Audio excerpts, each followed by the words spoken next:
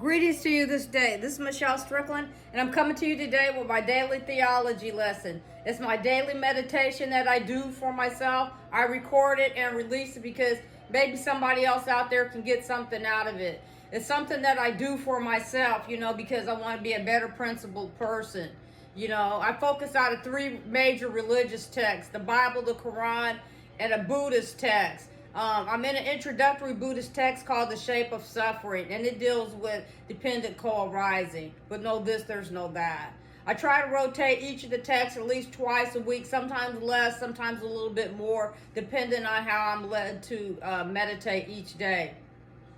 It just so happens that I love God, Choose God this day. The bad guys, they sin. The good guys, we sin. We all sin. It's whom you serve. You don't have to be perfect. No one is perfect. No one. You might have stuff that you deal with for the rest of your life.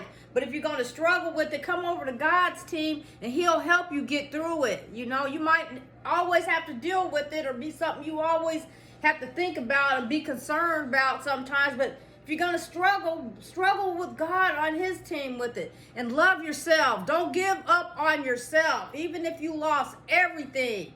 If you have yourself, you have everything. You can always rebuild. I know it's not easy out there. It's very hard. I know it is. I know it is. I know it is. It's I don't really struggle, but I have to be concerned about different things and stay focused. Right now it's very difficult times we're living in. It's very difficult, and you have to stay focused and grounded, and you have to believe in yourself. And if you have God with you, it just helps you to be able to manage getting through it a little bit better.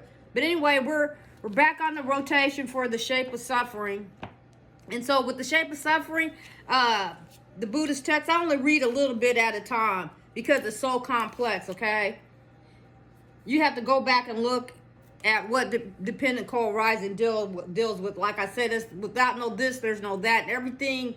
Every word we use affects our senses in different ways, So, in addition to the feedback loops involving feelings, there are other feedback loops in dependent co-arising that are not explicitly shown in the messages that we discussed earlier.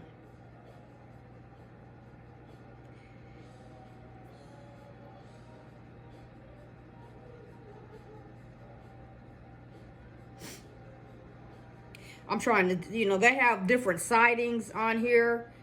MN18 shows that consciousness, in addition to preceding name and form, can also follow on the sixth sense media. It's going to be hard for me to cite the numbers of the book and have you to, follow along, but just try to follow along as best you can with it, okay, with me.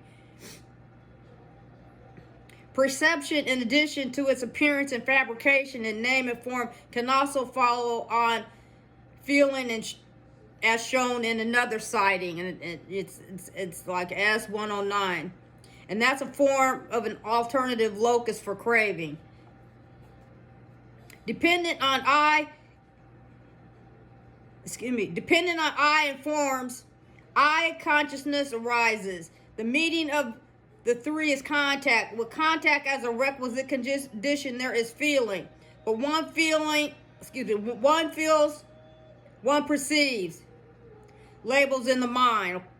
What one perceives, one thinks about. What one thinks about, one objectifies. Based on what a person objectifies, the perception of categories of objectification assail him or her with regard to past, present, and future forms cognizable via the eye. Similarly with the other sense medias. You should go back and look at the sense medias. There's different sense medias, okay? Just look it up. Just ask for an outline on the sense media. SENSE media. Thus, many interlocking feedback loops in dependent co-arising show clear parallels with complex nuclear systems. For practical purposes, this point is extremely important. Many later schools of Buddhism depicted dependent core rising as a circle or a wheel of causes, with the bewilderment caused by stress and suffering looping back into ignorance, thus setting up the conditions for another round of stress. But any system described by a circle offers no path for deviating from the circle. When subjected to different parallel values, the sequences of cause and effect simply go faster or slower around the circle, but cannot leave it because it's a circle, you know. So, I mean, you know, all of the shapes matter too, believe it or not, you know.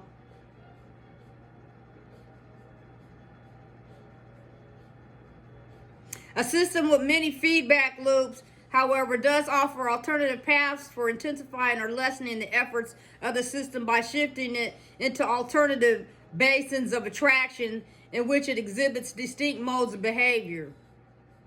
It also offers the possibility of using different parameter values to nudge the system from one basin of attraction to another until it gets nudged consistently into resonance where it comes to a point of collapse. We will further explore the ways in which the factors of dependent core rising can influence one another in this way, thus acting as the path to the end of suffering, you know, in chapters 2 and 3. We're still in chapter 1, though, okay? Because I'm only reading a little bit of this at a time.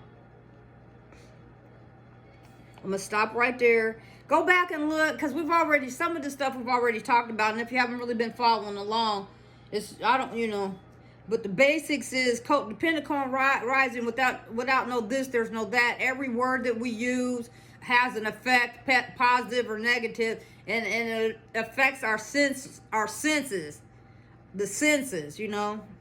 So, anyway, have a good day.